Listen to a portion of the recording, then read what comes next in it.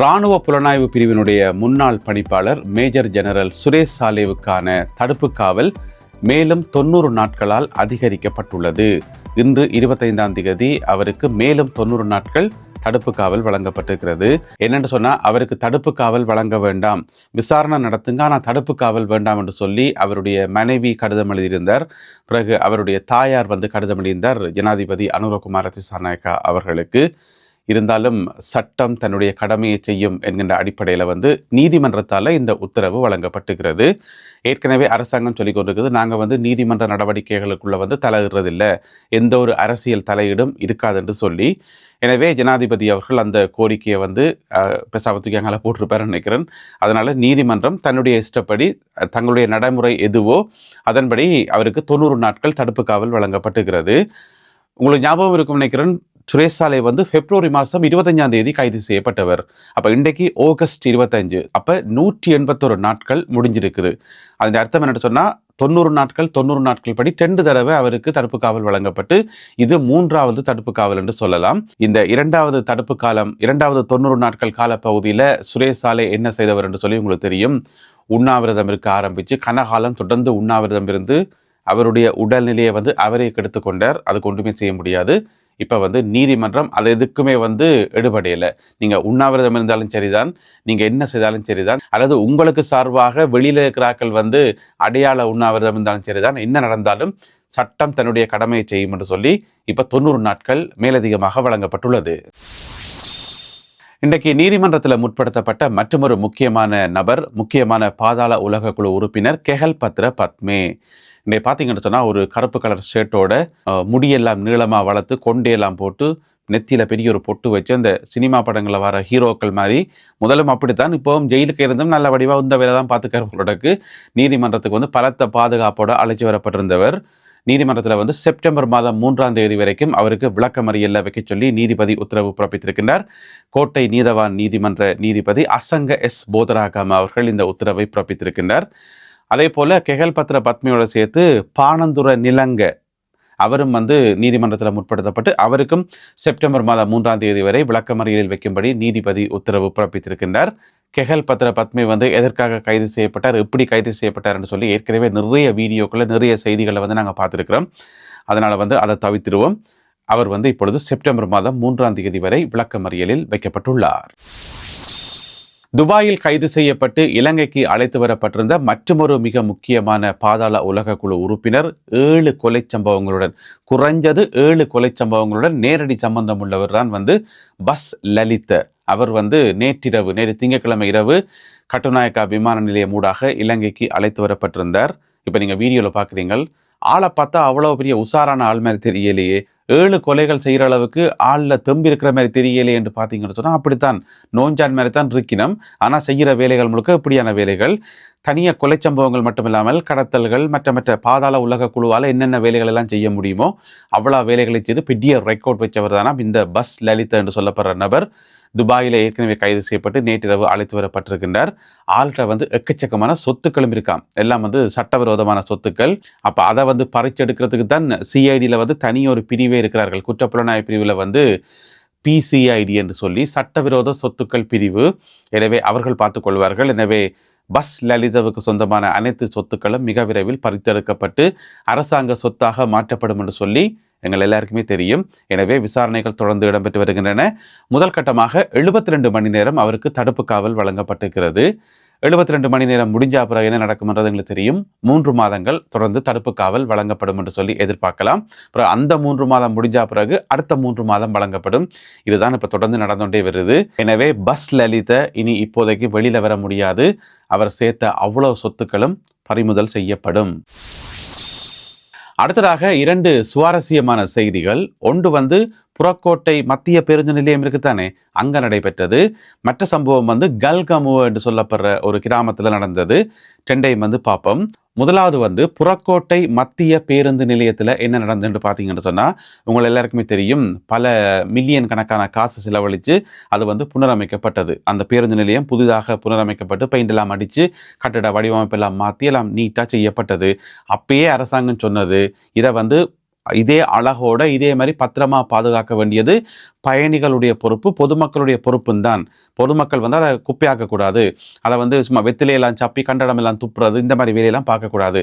ஏன்னு சொன்னால் இப்போ அரசாங்கம் கட்டினாலும் அதை பராமரிக்க வேண்டியது பொதுமக்களோட பொறுப்பும் தான். அதுக்காக அரசு அதிகாரிகள் வந்து இந்த நேரம் வந்து பார்த்து கொண்டிருக்க முடியாது தானே. ஆனால் புறக்கோட்டை பஸ் ஸ்டாண்டில் வந்து என்ன நடந்ததுன்னு சொன்னால், எல்லா இடம் வந்து சிசிடிவி கேமராக்கள் பொருத்தப்பட்டு 64 சிசிடிவி கேமராக்கள் பொருத்தப்பட்டு கண்காணிக்கப்பட்டது. இதை கண்காணிக்கிறதுக்கு என்று சொல்லியே 24 மணி நேரமும் பார்த்தீங்கன்னு சொன்னால் 25 விமானப்படையினர், இலங்கை விமானப்படையை சேர்ந்த 25 அதிகாரிகள் வந்து மாற்றி மாற்றி ரொட்டேஷனில் வந்து கடமையில் இருந்தது சிசிடிவியை கண்காணிச்சு கொண்டு. ஏன்னு சொன்னால் இந்த பேருந்து நிலையம் திறக்கப்பட்ட முதல் நாளே பார்த்தீங்கன்னு சொன்னால் அங்கே இருந்த கண்ணாடிகள் உடைக்கிறதும், பிறகு பாத்ரூமுக்கு போயிட்டு எல்லாம் அசிங்கப்படுத்தினு சொல்லி முதல் நாளே செய்தி வந்தது. அதுலேயும் பார்த்தீங்கன்னு சொன்னால் நிலத்தில் இருந்த சில மாபிள்கள் கூட கொத்தப்பட்டதுன்னு சொல்லி அவ்வளோ வெறியா. ஏன் புதுசாக ஒன்றை கட்டி திறந்தா பொதுமக்களுக்காக தானே திறந்தது, அதை போய் சந்தோஷமாக என்ஜாய் பண்ணுறதை விட்டுட்டு அதை யாராவது போய் கொத்துவாங்களா? அப்படியும் ஆக்கள் இருந்திருக்குது. எனவே முதல் நாளே சம்பவம் என்று சொல்லி போட்டு 64 சிசிடிவி கேமரா வந்து தொடர்ந்து கண்காணிக்கப்பட்டதில் மொத்தமாக 1286 பேர் பிடிக்கப்பட்டு, அதாவது கைது செய்து கொண்ட உள்ளுக்க வைக்கல ஆக்களை பிடிச்சது. ஏன் பிடிச்சது சொன்னால் எல்லாம் இதுதான். அதை வந்து அசிங்கப்படுத்துறது, வெளியில் வந்து அங்கே டாய்லெட் இருக்குது, டாய்லெட்டுக்குள்ளே போயிட்டு பாத்ரூம் போகாமல் வெளியில் வந்து சிறுநீர் கழிச்சவையாம், வெளியில் வெட்ட வெளியில் அது, அதுக்கு பிறகு வெத்தில சாப்பி போட்டு அங்கங்கெல்லாம் துப்பினபடியாம். ஒரே இந்த மாதிரி துப்பினாக்கள்னு சொல்லி 1286 பேர் வந்து பிடிக்கப்பட்டு அவ்வளோ பேரையும் கொண்டு கிளீன் பண்ணப்பட்டதாம்.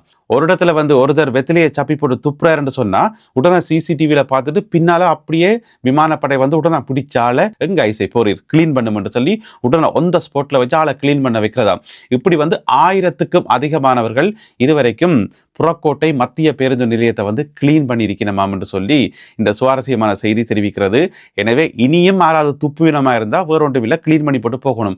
அதான் அவைக்கான தண்டனை.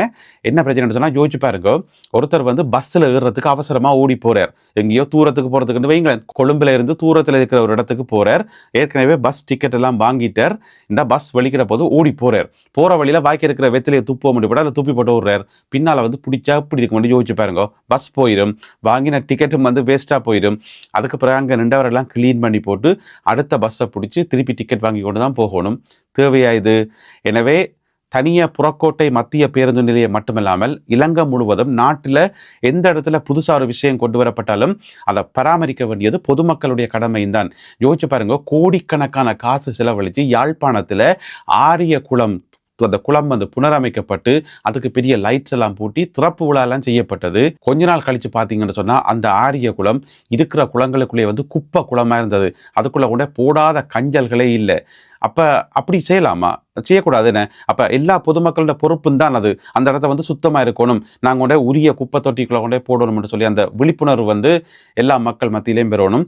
எனவே 1000க்கும் அதிகமானவர்கள் புறக்கோட்டை மத்திய பேருந்து நிலையத்தை தாங்களே கிளீன் பண்ணின சம்பவம் ஒரு சுவாரஸ்யமான சம்பவமாக பார்க்கப்படுகிறது. அடுத்த சம்பவம் வந்து கல்கமுவ என்று சொல்லப்படுற இடத்துல நடந்திருக்குது. கல்கமுவ பகுதியைச் சேர்ந்த ஒரு நபர், அவர்கிட்ட பேர் வந்து டிஎம் கீர்த்திசேன ஏதோ ஒரு பிரச்சனைக்காக ஆள் கைது செய்யப்பட்டு ஜெயிலுக்குள்ள அடைச்சாச்சு. ஆளை எந்த ஜெயில் என்று பார்த்தீங்கன்னு சொன்னா வாரிய போல சிறைச்சாலையில கொண்டு அடைச்சாச்சு. அப்ப ஆள் ஜெயிலுக்குள்ள, அப்ப அவன் குடும்பம் வெளியில இருக்குது. அப்படி இருக்கும்போது இப்போ 2 நாளைக்கு முதல் போலீஸ் நேரடியாக வீட்டை போயிட்டு சொல்லிக்கணும், இந்த மாதிரி கீர்த்திசேனை வந்து ஜெயிலுக்குள்ளே வந்து இறந்துட்டார், ஏதோ பிரச்சனையால் இறந்துட்டார், சொரியன்னு சொல்லி போட்டு வந்திருக்கணும் போலீஸ். அப்போ வீட்டுக்காரர் வந்து அதை கேட்டு அதிர்ச்சியாகி கத்தி குளறி பெரிய பிரச்சனைப்பட்டு பிறகு செத்த வீடு செய்யணுன்றதுக்காக வீட்டில் வந்து பந்தலெல்லாம் போட்டு போஸ்டரெல்லாம் அடித்து ஒட்டி பிறகு வந்து சுடலைக்கு சொல்லி அதுக்குரிய ஏற்பாடெல்லாம் செய்து அப்போ ஜெயிலில் இருந்து இப்போ பொடி வரப்போகுது, பொடி வந்து முடிய பொடியை வச்சுட்டு இறுதி சடங்கெல்லாம் செய்ய முடியலாம் ரெடி. இதுக்கிடையில் பார்த்தீங்கன்னு சொன்னால் அந்த கீர்த்திசேன் இருக்காரு தானே, அவருடைய நண்பர்கள் வந்து அவருக்கு பெரிய பெரிய பேனரெல்லாம் அடித்து அந்த கிராமம் முழுக்க, அதாவது கல்கமோவில் இருக்கக்கூடிய ஒரு சிறிய கிராமம் ஒன்று, ஒரு சிங்கள கிராமம், அந்த கிராமம் முழுக்க பேனர் எல்லாம் ஒட்டி எல்லாம் ரெடி சரியடி போட்டு இப்போ கீர்த்திசேனை இந்த பொடி வரப்போகுதுன்னு சொல்லி பார்த்து கொண்டிருக்க கொஞ்ச நேரம் கழிச்சு பார்த்தால் நடந்து வாராயிராம், சிரிச்சு கொண்டு நடந்து வாராயிராம். என்ன செத்த மனுஷன் வந்து உயிரோட வருது என்று சொல்லி அங்கே இருந்த எல்லாரும் வந்து பயங்கர ஷொக்காகி உண்மையிலேயே ஆள் தான் வருதா அல்லது ஆவி ஏதாவது வருதான்னு சொல்லி அங்கிருந்த ஆட்கள் எல்லாம் வந்து ஷொக்காயிட்டமாம். அதுக்கு பிறகு தான் விசாரிச்சு பார்த்தா போலீஸ் போயிட்டு ஏதோ தவறான தகவலை சொல்லிக்கிறோம். ஒருவேளை பாரிய போல சிறைச்சாலைக்குள்ள வந்து வேற ஒரு ஆள் செத்துருக்கலாம், அல்லது வேற ஒரு கீர்த்தி சேன செத்தாரோ இன்னும் தெரியல. போலீஸ் போயிட்டு வீடு மாறியோ இன்னவோ மாறி சொல்லி போட்டினோம். சொன்னதால வந்து பெரிய செத்த வீட்டுக்கு ஏற்பாடு செய்து கடைசியா பார்த்தீங்கன்னு சொன்னா டிஎம் கீர்த்தி சேனை வந்து உயிரோட வந்து அந்த கல்கமுவ பிரதேசத்தையே வந்து அதிர்ச்சிக்கு உள்ளாக்கி உள்ளார் என்று சொல்லி இந்த செய்தியில வந்து சொல்லப்பட்டிருக்கிறது. உங்களுக்கு தெரியும், கல்கமு என்று சொல்லப்படுற அந்த இடமும் அதே போல வாரிய போல சிறைச்சாலை எல்லாமே வந்து குருநாகல் மாவட்டத்தில் வருது. எனவே இப்படியான ஒரு சம்பவம் அங்கே பதிவாகியுள்ளது. இந்த காணொலியில் பகிர்ந்து கொள்ளப்பட்ட செய்திகள், தகவல்கள் தொடர்பான உங்களுடைய கருத்துக்களை மறக்காமல் கீழே எழுதுங்கள். மீண்டும் சந்திப்போம் உறவுகளே. நன்றி, வணக்கம்.